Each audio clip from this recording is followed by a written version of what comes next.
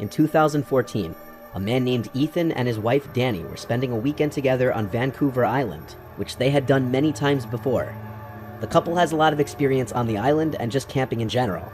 Vancouver Island provides an optimal camping setting because of its mix of scenic beaches and dense forest. The couple had many successful camping trips on the island, until something truly terrifying happened to them on their final outing on the island. Ethan and Danny were far from any roads or civilization, enjoying the solitude. They set up camp on a beach a good distance from anywhere and kept a fire going. To get to the trail leaving the beach was 1 kilometer along the beach and 2 kilometers to the road through the forest. The couple had met another camper named Leon from New Zealand, who they ran into earlier that day on the beach. Leon was planning on sleeping in his van, which he parked back up on the road. The couple invited him down to the beach for a fire, and the three shared a bottle of wine, talking amongst themselves around the fire. This is where things started to get a little creepy. The sun was starting to go down by this point, and the trio kept hearing what sounded like female voices from behind them in the bushes dividing the beach from the forest. It wasn't too dark out yet though, so it was still possible that they were just other hikers or campers nearby, or even a group who anchored offshore and the sound was just bouncing in a weird way. All three of them could agree that they were hearing female voices though. On that note, it was getting late and a little dark, so Leon said goodbye and set out to hike back to his car before it was too dark. Ethan and Danny stayed by their campsite and stoked the fire because Danny was starting to get creeped out by the voices, which continued on into the darkness. It sounded like two female voices speaking, but whatever that was being said was unintelligible. It sounded to the couple like the voices were not far beyond the tree line now. They stayed up very late tending to the fire, and only when the voices had finally stopped, they decided to put out the fire and go to sleep in the tent. Before doing so, the two had scanned the cove with a flashlight several times looking for boats that could have been the source of the talking, but there was nothing in sight. It was around 3 a.m. when they laid down finally, ready to catch some shut-eye. But about 15 minutes after they laid down, Ethan and Danny heard footsteps in the area around their campsite, over by where the fire was. They came from the direction of the bushes toward the inland behind them, a direction that was not traversable by people. The couple lay there, hoping it was just a bear or any animal, because the only bears on the island are black bears, which usually are very timid around people. The footsteps went from the fire, then over to the tent, then back into the woods. 5 minutes later, the footsteps came back again to the fire, and now, clear as day, there were two female voices talking gibberish very loudly. Their communication was not resembling any languages known to Ethan or Danny, and they seemed to be talking over each other, having what could barely be considered to be a conversation at full volume in the dead of night very far away from civilization without using lights to navigate through the dense brush relatively quietly in a direction that seemed impossible to traverse on foot. The two voices moved from the fire pit area over to the tent, still talking at a loud volume. They stood over the tent talking for a few seconds, then went completely dead as night silent. They went back into the woods to never be seen or heard again. Ethan and Danny lay there completely frozen and afraid for a long time. They woke up around 11 a.m. the next day because of how late they fell asleep. They packed up first thing and never returned. The couple probably made the best decision to remain quiet in the tent, not drawing attention to themselves from whoever or whatever was outside the tent.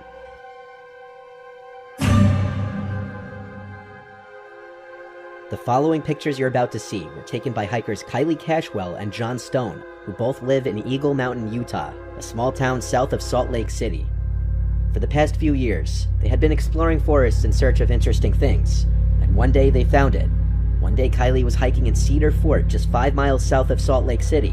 While hiking, she found large amounts of animal bones and piles of junk people had dumped.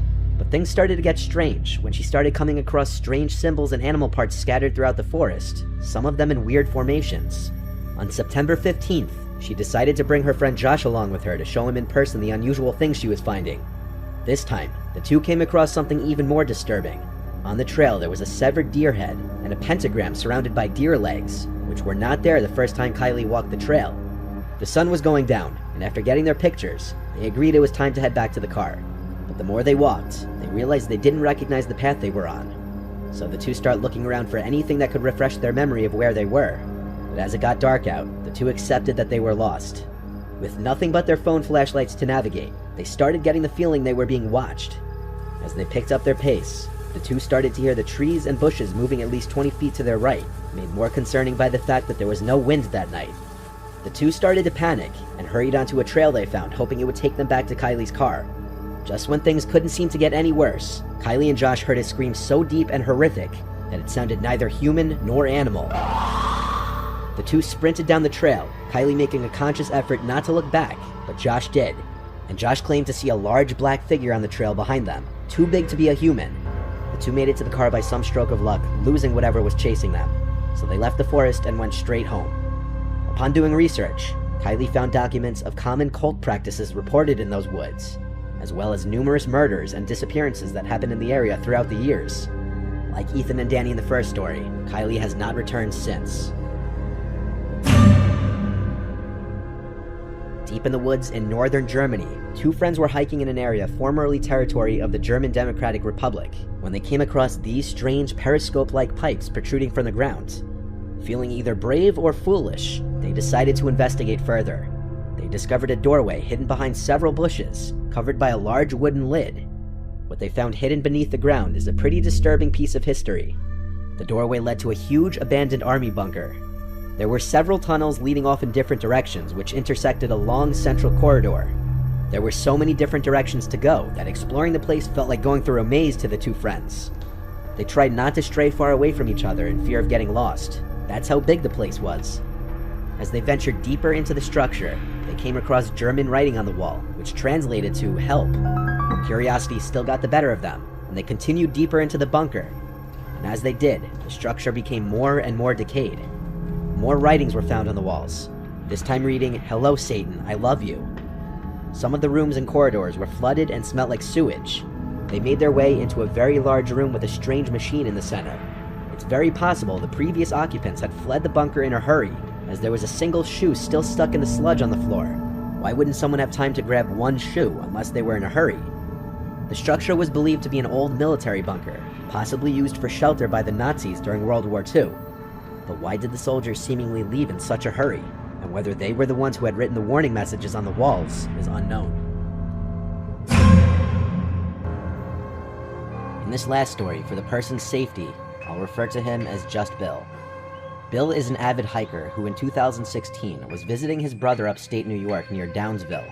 Bill's brother owns a small house and a barn up there, and from time to time Bill and other family members would go up to visit. This was in the late fall, and so the foliage was already mostly orange, and more than half of the leaves had fallen off the trees. Bill was hiking a narrow trail which was not far from his brother's place. This trail is in the middle of a very rural area, and it connects from the occasional property to property. So when Bill stumbled across a duffel bag on the ground in the middle of the woods, it was a surprise. The duffel bag looked like it was relatively new. It didn't look dirty as if it had been sitting in the woods for an extended period of time. There was a foul odor emanating from the bag, however, like something rotting inside. Bill assumed the worst, but he knew he had to open the bag to see what's inside in case it actually could have been a person. He was building up the courage to open the zipper to the bag, but before he could, he heard footsteps approaching from off the trail, and a voice saying, "That's mine, please don't touch it." A large man in a dirty jacket and jeans was quickly approaching from the woods and grabbed the duffel bag off the ground. The two exchanged looks for a moment. Bill told the man he assumed the bag was forgotten by someone, and the man told him he was storing his kill from his hunt in the bag. Even though Bill isn't a hunter, he knew it's standard to use a cooler for storing fresh kill, not a duffel bag of all things. This also wouldn't explain the foul smell so soon, as usually dead bodies only start to smell after a few days, not right after death. So he apologized and continued walking down the trail, with a little more speed in his step. It's likely the man noticed Bill's nervousness, because he heard the duffel bag get dropped on the floor as he was walking away, but as he looked back, he didn't see the man anymore. Bill nervously continued along the trail, taking out his phone to try to call his brother for an emergency pickup by the road, but he didn't have any reception in the woods. All he could do was press forward and avoid crossing paths with that man again. But as he continued on, he kept hearing leaves crunching from not far behind him, and anytime he'd look back, the coast seemed clear. But eventually, his fear that he was being followed became real. He saw that man following him in the distance in a stalkerish manner, hiding behind a tree. Without thinking, Bill started to run as fast as he could down the trail. He knew he was being followed without even looking back, because he could hear the leaves being crushed for not too far behind him. Bill came to an abandoned-looking property with overgrown grass, and having grown too winded to continue running, he attempted entry to the old house through the back door, and was able to get inside. Bill hid under a cot in the first bedroom he found, and he heard the back door open again, followed by heavy footsteps moving in a hurry. They went from room to room, and Bill could hear the man's heavy breathing from also being out of breath. The man's footsteps came into the bedroom just for a second and left right after. He didn't look under either of the two cots.